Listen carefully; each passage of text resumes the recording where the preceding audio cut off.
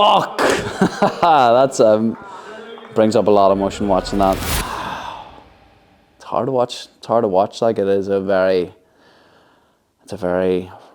raw thing, like, for sure. And I remember I was actually in a very bad place mentally at the time, and it was quite a really low period. Oh, how the fuck is this all in 1 year, like? What's happening, everyone? Welcome back to the vlog. Another different one today, one that I'm really looking forward to. We're going to be, Justin has clipped up a lot of basically the storyline for the year of 2025, which has obviously been probably the biggest year of my career by far. 2 world title fights, sold out show at home here. So it's crazy to think that this was all in 2025, to be honest. So we're going to watch back some of the best bits, and I have no idea what they're going to be. So I'm looking forward to going back through the story and reflecting on it all. So anyway, welcome back. Let's go. Talk to us about your thoughts and feelings you had at the start of this year before you even fought Usman for the first time.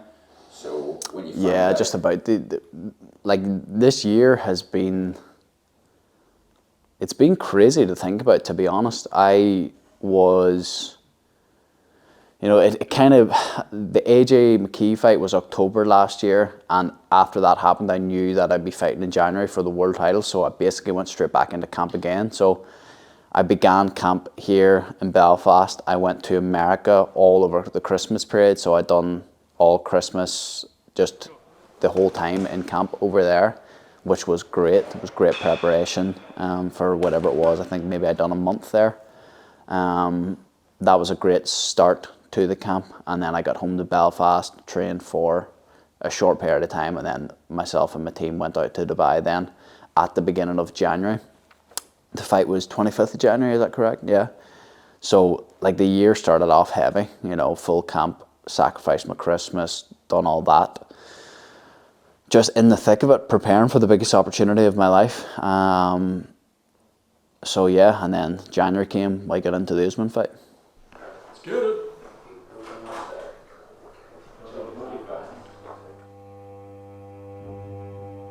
Oh, got some heat coming out here, Spice Man.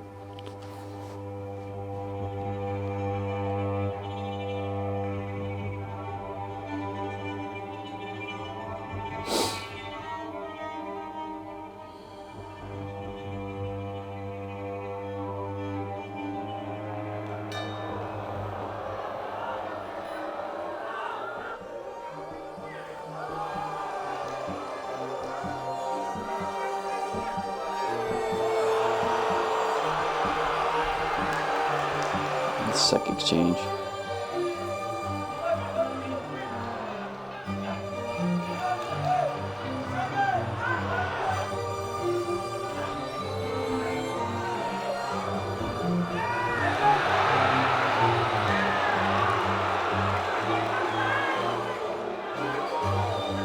And body shots. Oh.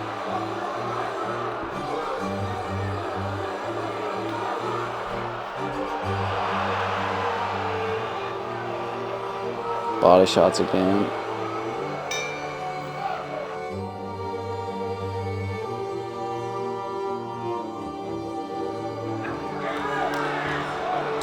Overthrew that left hook so much. If that had landed though.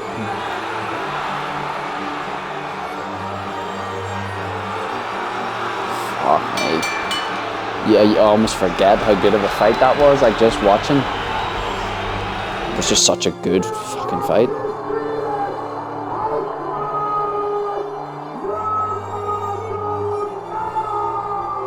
No good.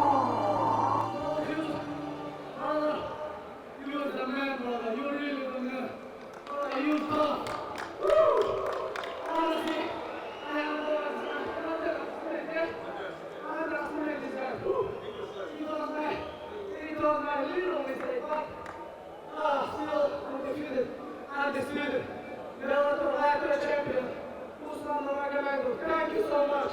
All of these things beginning from my side and other guy when he was fighting. But don't forget, I will is the biggest supporter in the world for Palestine. Don't forget about this. We love you guys. You, your government, and everybody. Here inside the cage, only competition. And we make all about respect. We love you guys because you guys support our brother in Palestine. We love you guys. I just want to let you know. Thank you so much, Paul. Thank you so much. It couldn't get there as I expected. I'm so glad I'm so disappointed that I really thought I'm on. I should have been stronger. Should I not talk over this then? Yeah.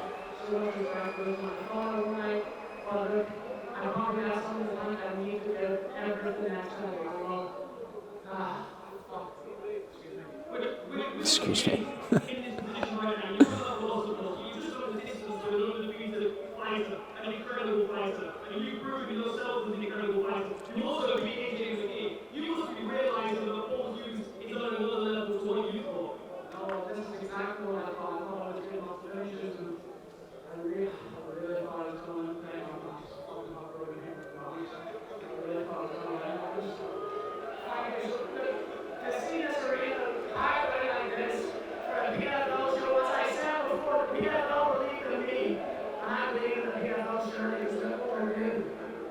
I just can't wait to see what's in the future. We have to do the rematch in Belfast. It has to be in Belfast. We gotta bring it back to Ireland. I forgot about all this. For me, I think I've earned this. And one thing I would say, all the guys Just planting the seeds every fight, like. will be welcome to the Golden Arches. We have great respect for the small, big names like you guys. No one take care of the This is martial arts at the end of the day. Yes, the bird, the nice people have heard at times that we get personal opportunities on the lip. We settle the difference in here. There's a lot of respect. And I know for a fact we're going to do it again someday. And I know that I will be victor next time. Fuck! That's brings up a lot of emotion watching that. Fuck, I haven't seen that since I haven't seen that full interview.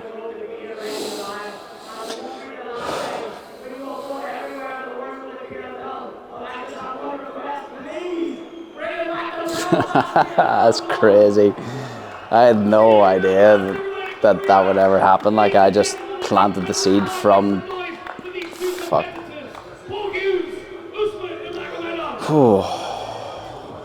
I tell you what, that brings up a lot of emotion, for sure. I haven't seen that. Obviously, you see like the little clips put in promos and stuff, but I haven't seen the full interview and like the rawness of it and the emotion since probably pretty close to then. So it's funny watching that pack actually. It seems like so fucking long ago. It's unbelievable. It's hard to watch. It's hard to watch. Like, it's a very raw thing. Like, for sure. Even just the disappointment, knowing that like I fucking should have got that there tonight. Like, you know. I knew at one point I was like, oh, like I think I've more in the tank. I should have left it all out there. I think. Again, I've talked about this. I think just obviously the head clash happened. There was a big rest period, and I still emptied I did empty the tank in the last round, but I still, because I was so fit, I recovered so quick. I'm like, I could have pushed more of that fight, but obviously there was a long delay with the clash of heads.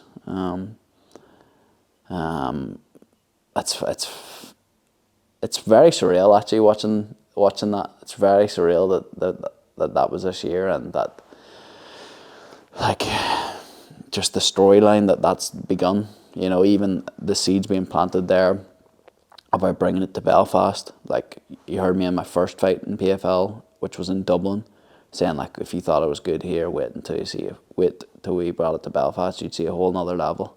Dublin, if you think this was good, PFL Bellator, if you think it was good in Dublin, wait to see if we brought it to Belfast and you'd see a whole nother level right again. Who wants to see Bellator PFL back in Belfast? Let's go. And I think I said it again. I did say it after the AJ win. I said, let's bring it to Dubai, or else let's bring it to Belfast. Very much. One more thing. At the end of the day, we all know who we want to see next. We want to see Ireland versus Dagestan #2. We want to see Paul Hughes versus Usman Nurmagomedov for the Bellator lightweight belt. And I think we should do it in Dubai, or else let's bring it to Belfast.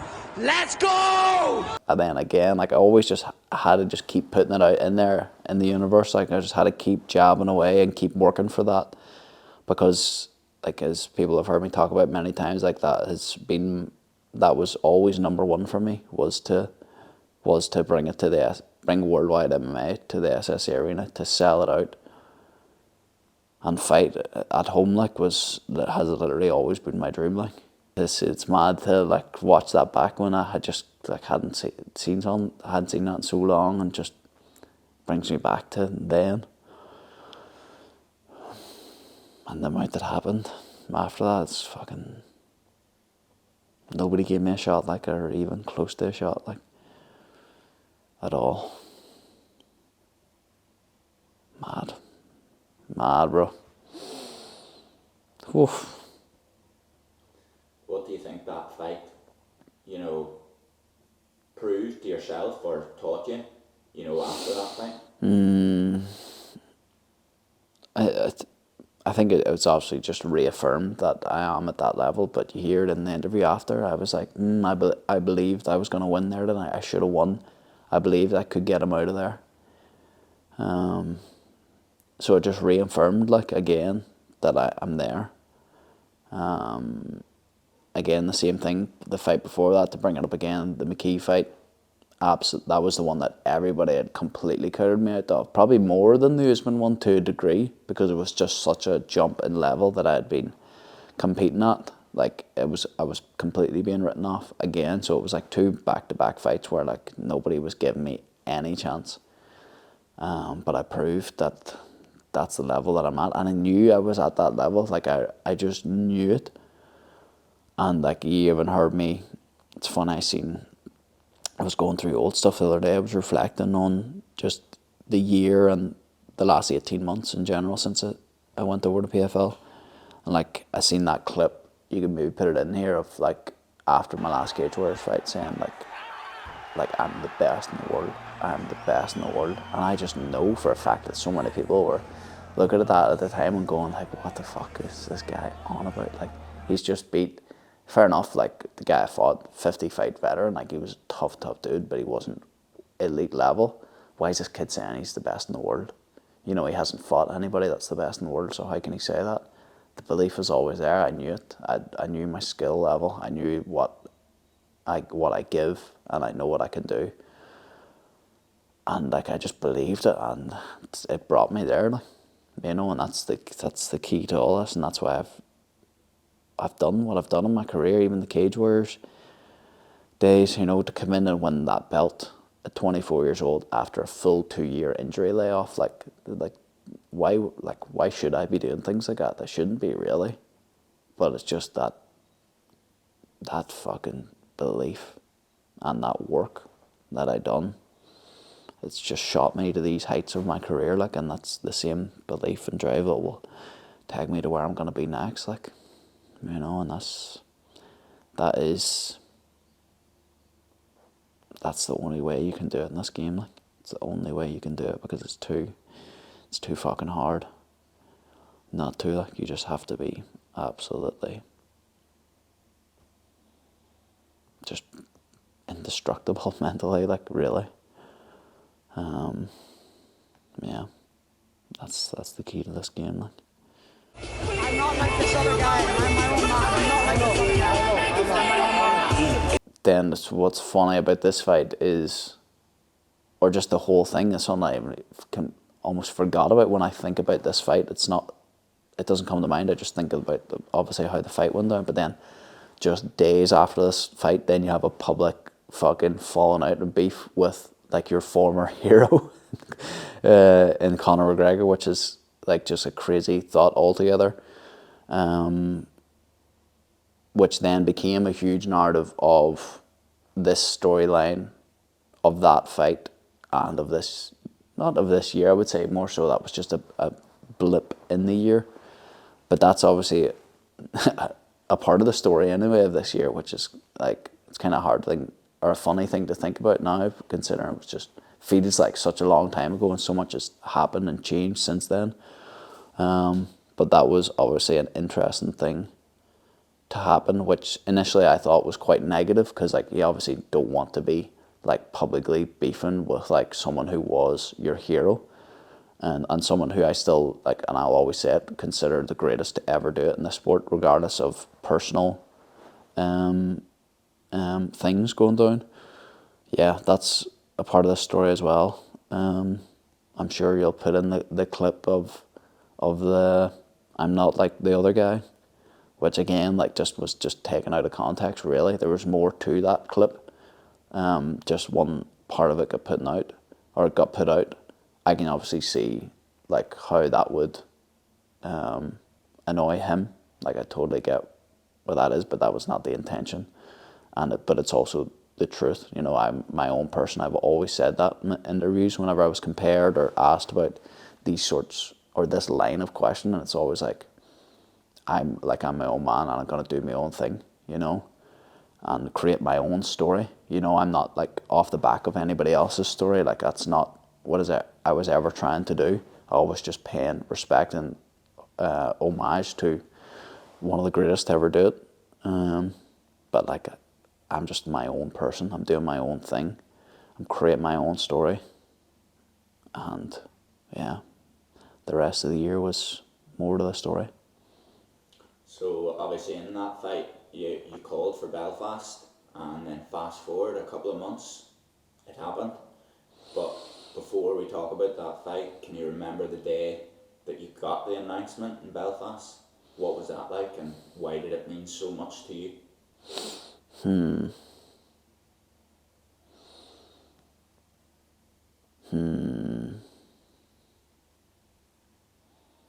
Say it again, sorry, just go through it again. So you called for Belfast in the fight, and then fast forward a couple of months later, you got it.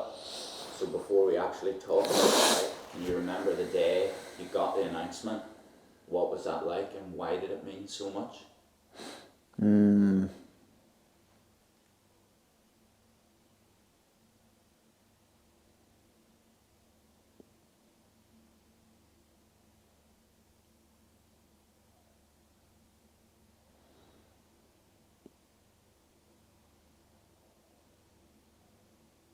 Do you know what's funny about that? And that question is like, to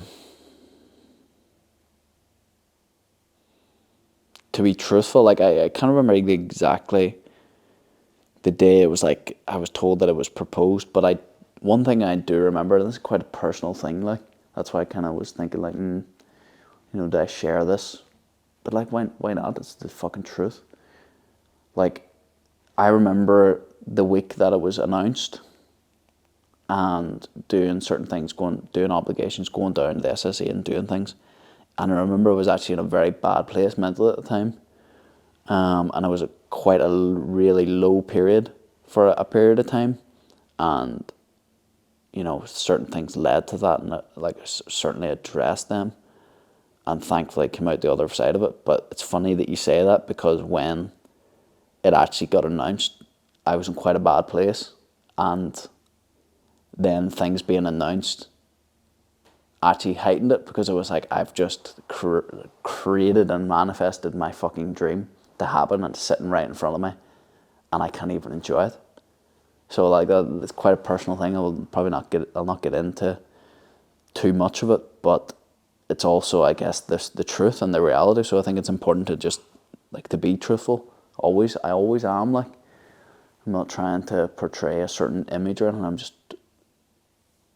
just being honest and myself. So it's funny you say that. Like, when the actual announcement happened, it was a difficult period of time, and seeing your dream in front of you and not being able to be happy in that moment was kind of fucked up, to be honest. But it's, again, the realities of how difficult this fucking journey is. Like, it's all well and good, like seeing the highlights and watching the highlights, and you know, people seeing the positives all the time, and the highlight reel of social media is obviously just basically your highlight reel. But like, real life still happens too. which is interesting. But in saying that, it was like to a degree a wake up call of like I have to be able to relish and enjoy this experience because this is my dream, and I'd done a lot of work then, because that kind of opened the door then to be like, right, this, I need to solve this problem, and I did, and I worked through whatever it was. Maybe it was a couple of months before the fight was announced to when it happened, and I worked through that period of time, and by the time that fight night came, I was in a really good place and was able to enjoy and embrace the experience. Yeah, it's good. That would be number one, like, could do this as a scene sold out. I can't believe this all happened this year. Oh.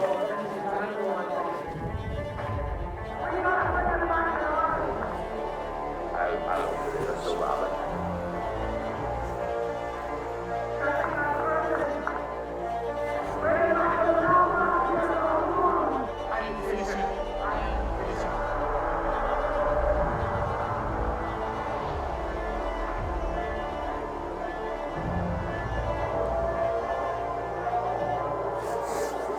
And then the time came, we got the call, and the rest is history.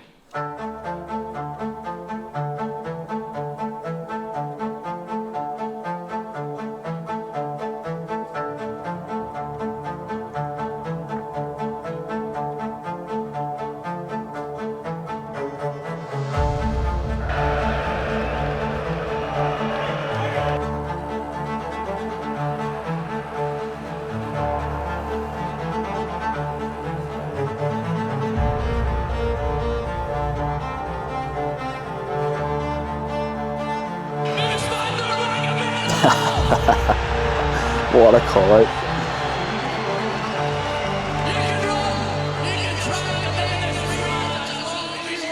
But your day is fucking coming.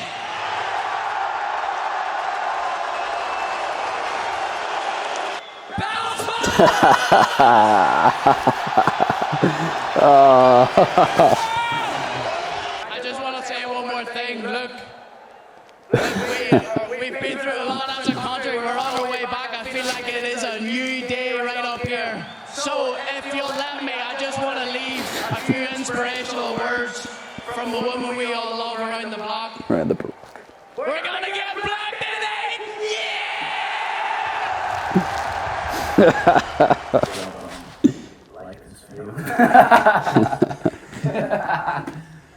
Fuck. Crazy voice. Crazy. Aye. Job done. My dreams just came true. Like this year, you know. Holy fuck. We're gonna get Oh. How the fuck is this all in 1 year, like?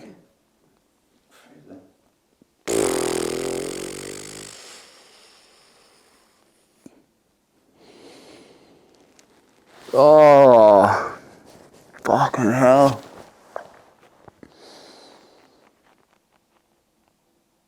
Mad, bro.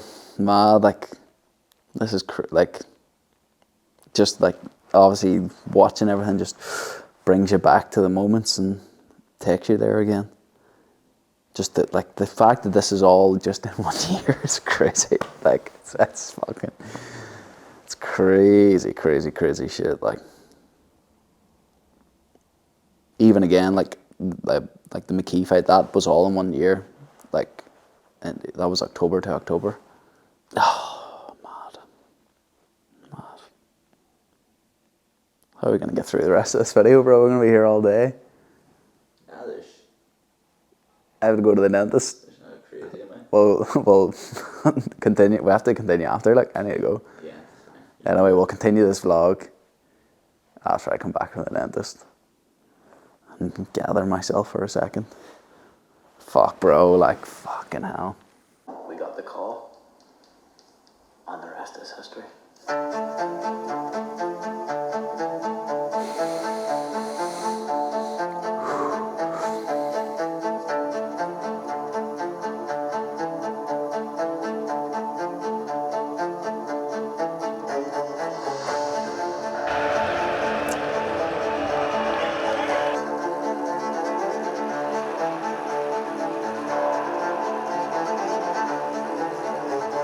Every shot landed, every single one.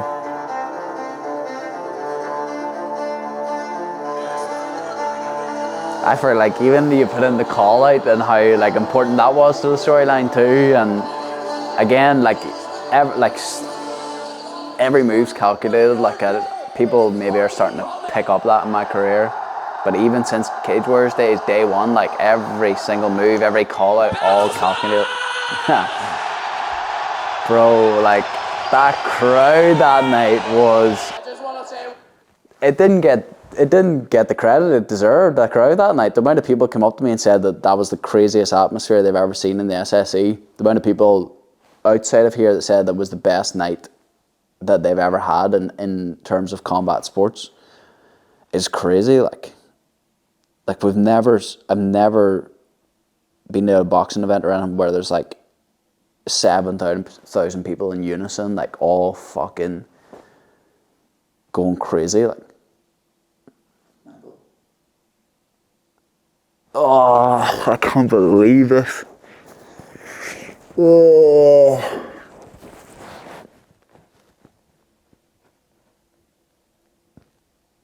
That's crazy, bro. Right, go to the dentist. 42 seconds is all it took, but what was it like to you getting such a convincing win like that in Belfast? Oh, it was, I mean, it's everything, like, it's everything. You seen me watching it there, like, just, I don't know, just taking that all in again. Kind of indicates it meant everything, like, still does mean everything, to be able to do that. It's just funny how quickly things pass and things are, I don't want to say forgotten about, but like obviously when you're going from that straight into another world title fight, like the call out like just activated the new chapter like instantly. So to watch it back, it's definitely good. It's good feeling like I haven't obviously reflected a good bit on the year, but like watching it like definitely brings a whole new level of like emotion to it and a whole new feeling. So yeah, it feels good watching it. So you said there at the end after the fight, in the hotel, you said you've just made your dream come true. What's the next dream?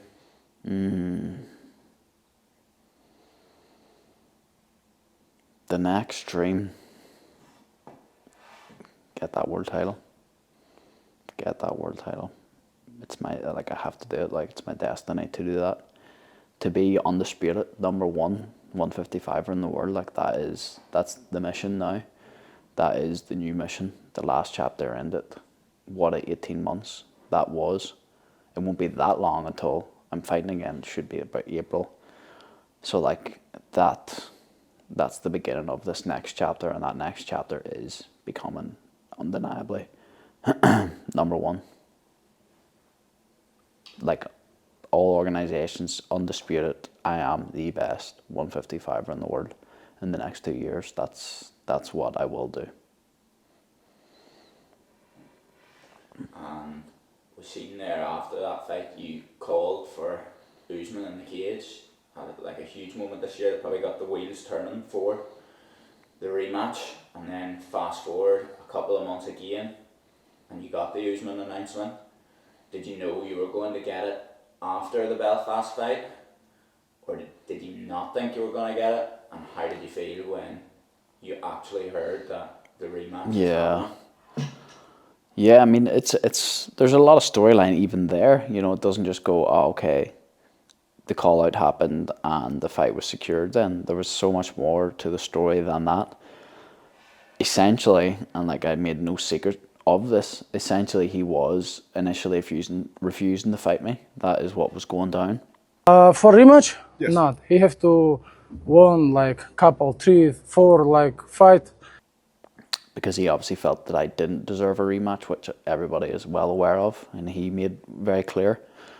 So it took a very long time for the fight to actually get made. I believe that they had another matchup in the pipeline for Usman to fight Archie Colgan, and I believe that my performance in Belfast, my call out, my hype, my crafting of narrative and hype just overran that. And ultimately, you know, I don't know who initially made that decision for that fight, but credit to PFL for actually doing what the fans want to see, because that's a very important thing. In my opinion, is making the fights always that are the most entertaining, that the fights want, or that the fans want to see.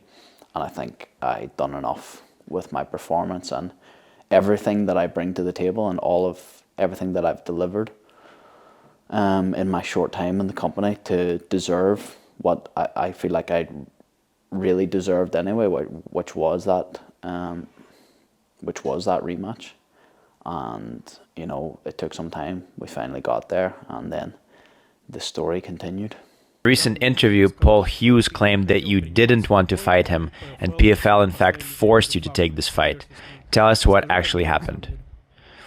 Honestly, after I won a unanimous decision in our title fight, I didn't see any point in having to rematch with this guy, but it's been around 8 months since my last fight, and I'm really itching to fight. That's why I took this fight. I said to them, it doesn't matter who you match me up with, just give me a fight. They said, Paul Hughes. I said, no problem, we'll fight him again. Usman announcement day, we were in the gym. Can you remember that day that it was made public? And what sort of like thoughts and feelings whenever you knew it was out in the MMA world? Did you have? Yeah, it definitely, things change whenever it gets announced publicly. You may know for weeks in advance that the fight is done or even signed, but when it finally is out there, that means it's truly real. Nothing can be changed now. You've signed the contract, it's out there, the fight's on. You best make it to that fight. And yeah, I recall it for sure. At that point, I had known that like it was most likely happening, but to get the confirmation, it just really does bring things to the next level. And yeah, it was that would have been probably end of August. September? No, I think it might have been early September. Or no, it probably was end of August. Summer. End of August. So yeah, to get that out is obviously great then for building the fight even more. The fight was built anyway because there was the obvious storyline going on of him not wanting the rematch. The entire MMA world was wanting it. Obviously, I was putting a lot of things out there and like poking at that a lot more and gathered way more hype because of that. The moment I left that cage, sad, you know, very, very sad. Even in the interview, I was like, we're gonna run this back again someday, and when we do, I will be the victor. And from the moment that I stepped foot outside that cage, I had been preparing for this rematch. This is my life's work, my life's work, and there is zero chance that this man wants it more than me, and this time I just have to prove that. And then when the fight got actually announced, like people were extremely excited. Definitely one of the biggest fights in the year in MMA. Definitely the biggest rematch. Yeah, so that was it. It was out. You know, you meet people then every single day around the city, and you can tell their excitement, their support is like, that changes things too, because it gives you like that extra, like, number one, it's happening, but number two, that like kind of energy of like, I gotta deliver here. You know, like I have so much support from this island and beyond, and I have to deliver for the people that support me. Like, so it does definitely drives you on for sure.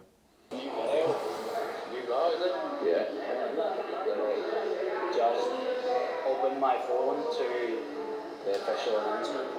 It's fucking on. The match is happening. I've known for a little bit of time, but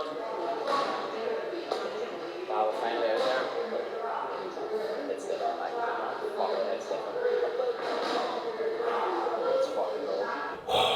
It's good that it's fucking finally official, because there was times where I thought this wasn't happening because he was straight up refusing. But the pressure mounted, and the reality is he had no say in the matter. He had to fight me, That is what the PFL wanted, that is what the MMA world wanted. And that's it. His day's fucking coming. Ah! Let's go! Come on. What happens in the instance of extremely close fights where the entire world is saying this rematch is being handed to you on a silver platter? I'm talking specifically Hughes and Usman too. The reality is he was just straight refusing to fight me. You have to won like couple, 3, 4, like fight. Push come to shove and they were like, no, this is happening, and here we are. We found out earlier today over in Dubai, we are finally getting the rematch that we've all wanted.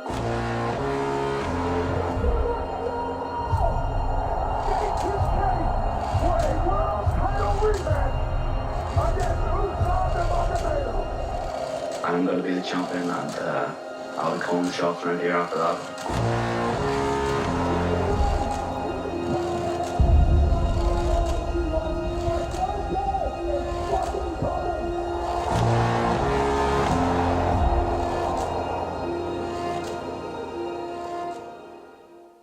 You know the outcome of that fight now, so what's it like to you watching that now? It's funny, it just kind of brings me back to just the headspace that I was in whenever I first seen that promo, when the fight obviously was just getting announced, as you've seen. It brings me back to that headspace. As I reflect on it, it's kind of, I don't have too much like strong feelings towards it. It's more so like I'm watching just a storyline unfold in front of me, you know, because of how you've like edited this and presented it to me. And like kind of like to a degree, like my career is like another part of me as well. It's not every part of me. So it's like to look at it as like, it's kind of like a storyline unfolding, you know. Yeah, it's interesting. So that was obviously the biggest fight that the PFL probably could have put on, and it never will. And you were a part of it this year. How does that make you feel, knowing that? Yeah, I mean, definitely. I'm certainly very proud of myself in everything that I've achieved in my career, period. I'm extremely proud of that. If my career ended tomorrow, I'd still be like proud of myself. Obviously, there's a lot more that I am going to do, and I'm very young. But yeah, to have put on the two biggest events that the PFL have done, and you know, to sell out, like that was 3 sellout shows in a row. You know, in fact, that's 3 sellouts this year. Again, to how crazy this year was, is a kind of a mad thought, like considering where I was 18 months ago. You know, just completely stone broke, like on to my last pennies, just trying to fight out my Cage Warriors deal to move on to the world stage.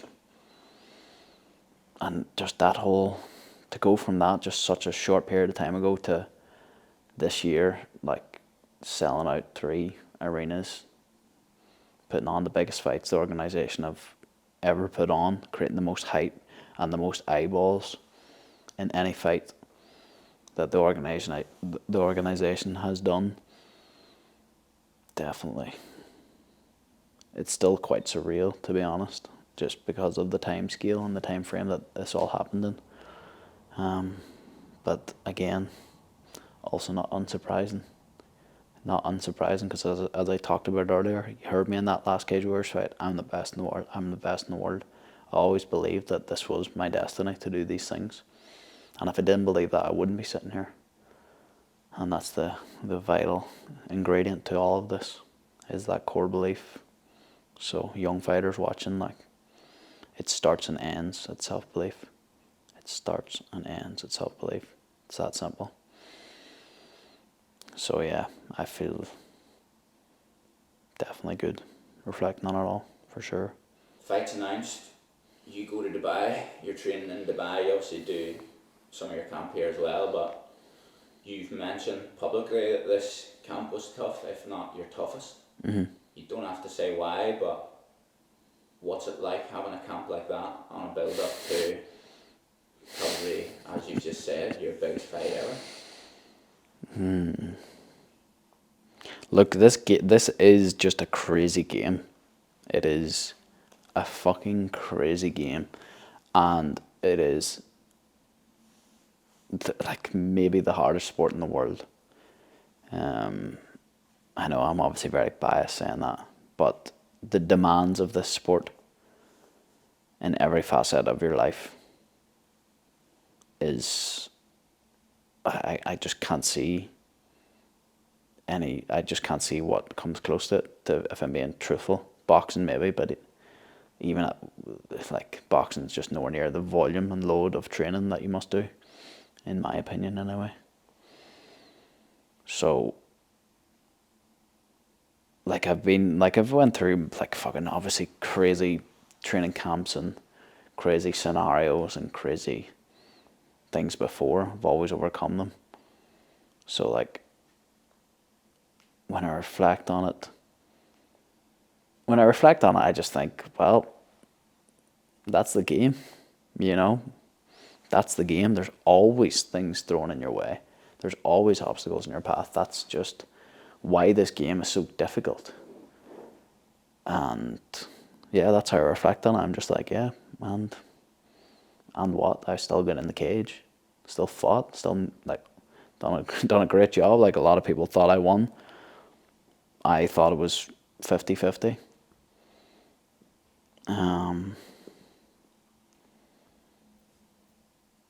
Yeah, that's the game.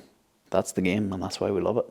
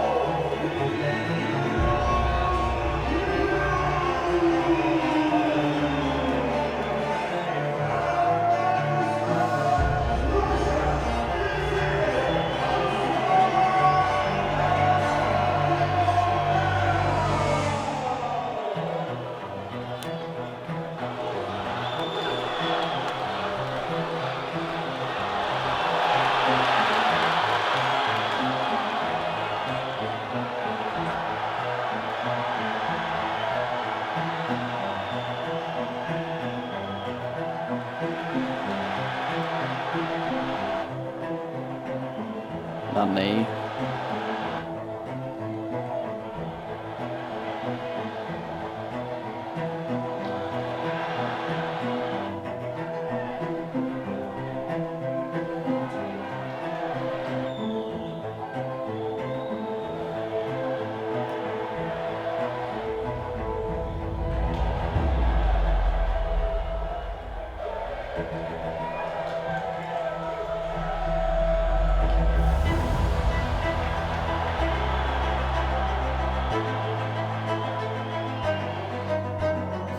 See, just watching it though, like even the likes of that, it's just such a similar clip to the first fight where I load up a big old left hook trying to knock him out. There's the thing with these guys, like you overcommit and fight on this, like they'll just take advantage of it. That's why it's such a tricky puzzle to solve. Like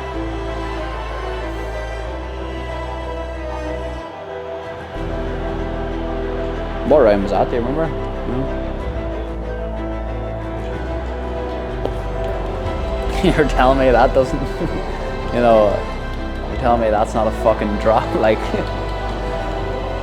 not talked about enough. Anyway.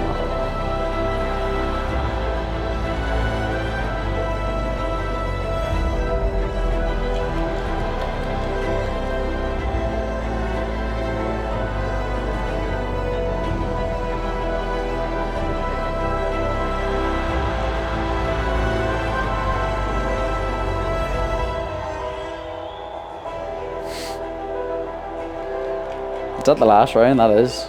Sick fight. The switch again is crazy.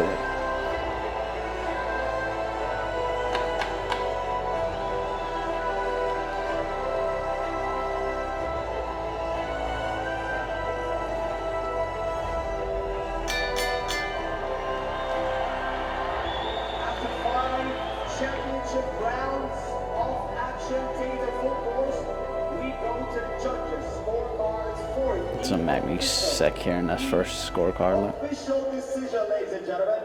The scores are 50, 45, 49, 46, and 48, 47 for your winners by unanimous decision. And the new PFL Lightweight World Champion, Osman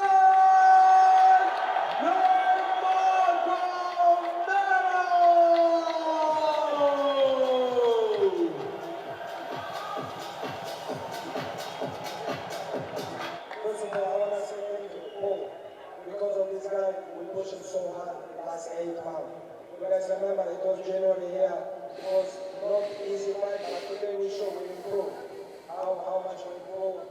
And today we show we have more age and time ahead. We're only 26, 27. Paul, you came here, you had something to say, man? Let me hear from you.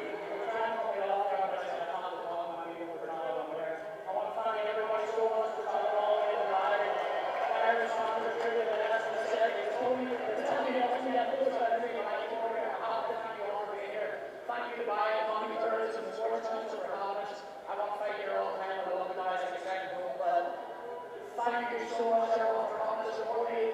I will be back. Trust me, I will be back. And thank you, Usman and his team as well. So much respect. Let's give it up for both of these champions. Let's hear it.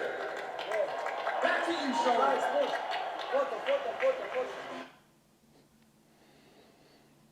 Fucking aye. That's how it goes. Haven't watched any of this, seen any of this in so long. Fuck. So close. So close. Funny people had any idea. Oh, so close. Fucking, I'll always be proud of just being all in, you know, and giving everything, because ultimately, like, this is why I can never get too down about these things. You know, the next night I'm fucking out having a great time with everybody that travelled over. Like, why? Like, I'm not dwelling on that much. Yeah, of course, so unbelievably frustrated at times, knowing that you have what it takes, like, but knowing also that you've done everything that you utterly possibly can do just gives you a lot of peace of mind and contentment. And like, I'll always have that. And I've never ever cut a corner, and I never will. And like, I was actually just thinking earlier, I was doing some like finance stuff, and I was thinking about the amount that I would have invested in the training and performing this year is, like, honestly probably not that far from like 6 figures. Like, and that's being like, which is crazy to think about, considering last year I was on my last dime fighting in Cage Warriors. You know, I can just safely say that I gave absolutely every ounce of my being. I never cut a corner. If there was anything I could ever do to improve, you know, I would do that. I just made sure everything was at 100%. Everything to do with my team and how our whole circle was done was at 100%. There was never anything spared to make sure that we as a team, and me as myself, like, done everything we possibly could. So when you know you've done that, like, you can't dwell on these things too much at all. You know, it's obviously, you know, brings up emotions watching things like that, because it's just so raw. You can see the eye, you can see, like, you know, the judge's scorecard, the first one get read out, and you're like, obviously that's like a whole emotion in itself. Like, I remember, again, I was thinking about this earlier today, and like, I remember Ariel coming out and saying that it was the worst scorecard in MMA history or something like that. In the end, officially, Usman Nurmagomedov is the new PFL lightweight champ. It was a very close fight. I scored it 3-2 for Paul Hughes. I gave him the 2nd, 3rd, and 5th. Obviously, Usman gets the 1st and the 4th. It was very close. I thought it would go either way, and when I had a 2-2 going into the 5th, I thought Hughes probably needs a stoppage here to ensure the victory. However, the reason why I am livid right now is because it doesn't feel as though Hughes was playing with the same deck as Mr. Usman Nurmagomedov. One judge had it 50 to 45 in favor of Usman Nurmagomedov. 50 to 45 as I sit here today, PT, and I'm quite agitated, might be the worst singular scorecard that I've ever seen in the history of mixed martial arts. Because that is the most despicable scorecard that I've ever seen. 50 to 45 in favor of Usman Nurmagomedov is an absolute disgusting, despicable, laughable scorecard. And that means that it was not fair terms for Paul Hughes. You know, and that's the top journalist who's been doing it for forever. Like that adds like another element of emotion to like have your hard work kind of like completely, I don't even know what the word would be, like disregarded or discredited. Like, cause that's not the truth. You know, that scorecard is just fucking insane. Anyway, like, not to get into that because it's not that important anyway, because my opinion on this all, as I put out there, was like, I knew what I was coming up against, and I knew that if I was to win this fight, either I needed to stop him or I needed to win more convincingly. Like, there's 2 rounds are clear cut for me, but like I needed 4 clear cut rounds. I needed 5 clear cut rounds maybe to get the decision, and I knew what I was in for, and I knew what I had to do to win. And I just knew, you seen the emotion as soon as the bell rang, like where I just went, fuck. Because I just knew that it wasn't a convincing victory. I knew that it was a close fight. A lot of people scored it for me again. But it wasn't enough. And I always take full accountability for everything. So it's just, again, more learning, more feedback, and if anything, at its core, just the deepest of motivations to continue and to prove that, like, again, to go back to what I said, the new goal and the new chapter is undisputed. Number 155er in the world, with no question marks. You know, just he's the best. And I genuinely, like, 2 years seems like a really short period of time to say something like that. Like, I'm 28. Why the fuck not? This is how I've lived my life. This is how I've done my career, is to set these just unimaginable goals and just try everything in my power to do them.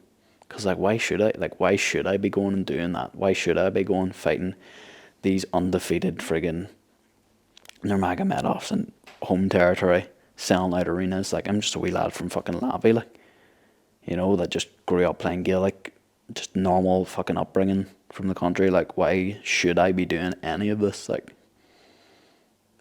there's no reason. There isn't, like. But then, why am I doing it? It's like, because why set a limit? The only limits we have are those we set for ourselves. Why would I let anybody tell me, oh, you don't come from a fucking fighting family, or you don't come from a place that's known for MMA that has elite MMA everywhere in the country, or like, but why listen to that? Why let other people put limits in your potential, like, whenever they're really, again, the only limit you have is the one that you set for yourself. So why would I ever settle and not aim big? Life's too short. Why not? Why the fuck not? I remember saying it to myself as a teenager, saying, just when I turned pro, I was like, why not become the best in the world at the hardest sport in the world? Why not? So, yeah, we'll keep trucking.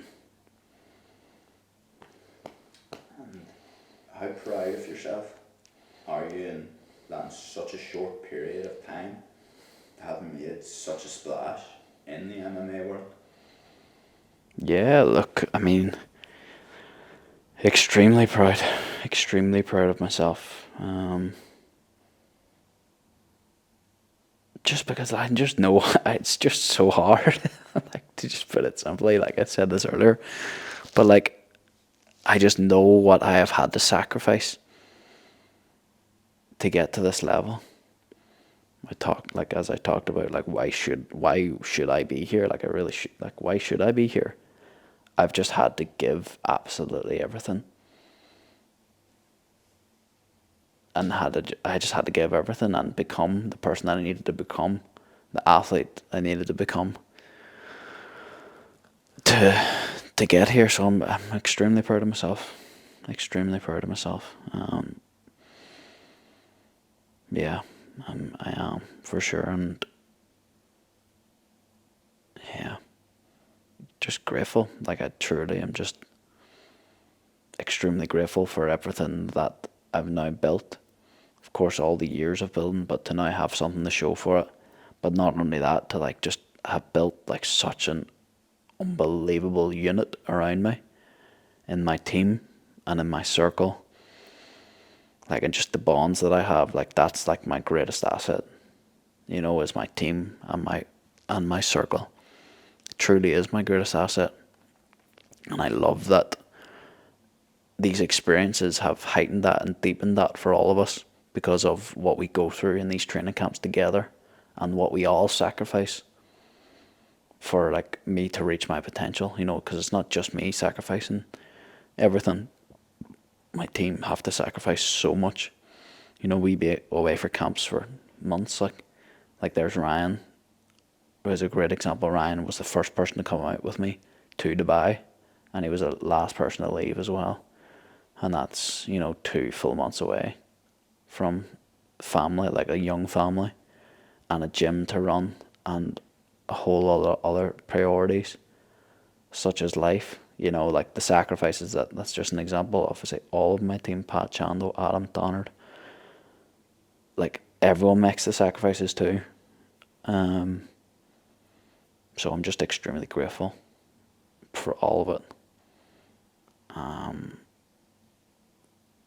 It's just like, you know, funny enough, literally about 2 hours ago, I was in the gym speaking to Shando, and he was like, "Hi, yeah, I was just on the phone last night to Ryan actually, and we were just talking about how extremely blessed our lives are, and just how good our lives are, just going and living in this game, and doing these unbelievable, unimaginable experiences." So it's extremely meaningful, you know. I'm proud, and I'm just obviously so grateful, but it's very meaningful. Like, so I'm definitely, how could I possibly be like down and out and, you know, kicking up a fuss about these sorts of things, like when everything's so good, you know. So yeah, life's good. And you achieved a lot this year, obviously, looking back. What do you want to have achieved next year when you do the 2026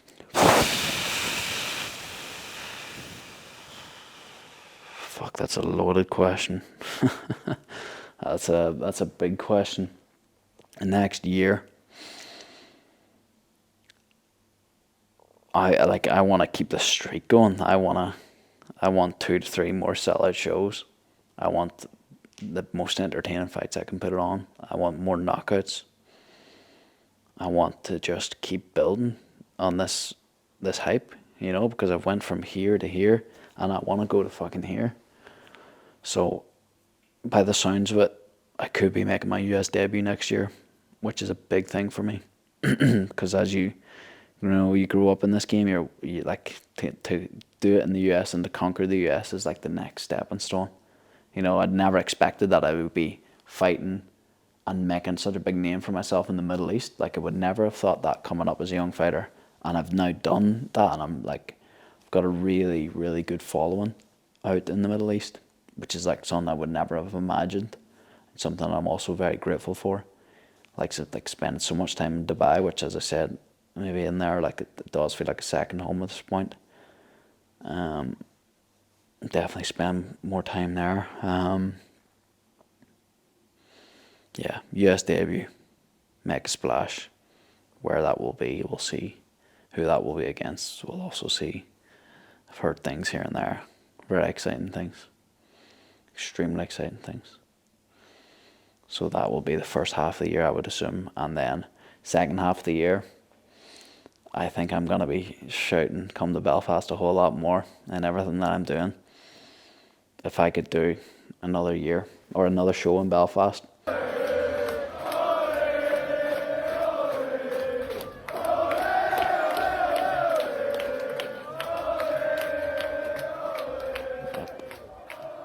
I would love to do that. God knows I'm going to have to do a lot of work, a lot of manifesting, a lot of shouting out in interviews to make that one happen. But we'll see. We'll see if I can pull that one off again. If not, anywhere back to Dubai, perhaps somewhere in Europe. But next year's going to be big. It's going to be a big building year for me. At the end of next year, I want to be like 2 to 3 more wins, a huge amount more hype, a few more fucking dollars in the bank, and like right there as like this guy's like completely reached a whole new level this year than we ever thought, coming off the losses in 25. I want people to be talking about me like he is a special talent that's just upped his game so much. Like that's why I need them conversations to be had at the end of next year. I need to be considered like number one, close to number one anyway. In all organizations, I need my skill level to show that like I'm undeniable. I need big wins and big finishes this year, which is gonna require so much fucking work. But this is why I set these goals and I say these things, because then it is down to me to deliver on what I'm saying, and that is how I've lived my life and done my career, and it's worked so far. So yeah, that's where I want to be at the end of 25. Yeah, or end of 26, and that's where I will be. Yeah, that's it. Down memory lane there today, bro. Alright, anyway, that concludes today's, I suppose maybe it is a vlog, you could call it a vlog, but our recap of 2025. Definitely a big trip down memory lane there today. Some things that I just haven't, not that I haven't thought about, but you know, when you watch the video and the breakdown of the story, brings everything back to the forefront of your mind, and you're reminded of just how like intense and incredible and like just intense, I guess, that these things and these experiences are. And just again, what it took for me to get here is just to look back on it all. Like, it's just really interesting, you know, and it's a lot like. So anyway, I hope you enjoyed that. That was a different one today. I knew that would be a good video for us to do, like, because it'll be again something to look back on forever. And hopefully everyone enjoyed watching that one, because I certainly enjoyed going down memory lane as well. And yeah, and just fucking here's the bigger 2026. It'll be hard to top that as a year for the rest of my career in terms of the magnitude, but I'm certainly going to try this year. In fact, do you know what, I think I read a post, now that I think of it, at the end of 24, and I think it was something along the lines of, if you thought 24 was next level, which to me it went from Cage Warriors to beating AJ McKee in a Ngannou pay-per-view, which is insane. I think I read something like, if you thought 24 was good, 25 I'm gonna take it to new heights no one ever imagined, and I fucking done that, and then some. So my prediction for 26 is, I can't say exactly how many fights I'll have, but what I want is for people to be talking at the end of 26 that we have never seen such a big improvement in such a short space of time. This kid is number one in the world, or at least this kid is certainly up there, undisputed, all organisations. He's that good. The guys that he's just beat this year and how he's beat them, you have to consider him number one, or at least very, very close to it. That's where I want the conversation to be at the end of 2026. And I look forward to sitting back here and recapping next year after I've done that. I'm aiming high, because why the fuck not? Anyway, I need to stop talking, I need to wrap this up. You've got me in the fucking feet, it's Justin. Hell of unreal work, unreal questions. So I appreciate it. So yeah, good shit. Like and subscribe. Feels off saying like and subscribe to something so intense. But if you don't, then Ryan Roddy's coming to your door.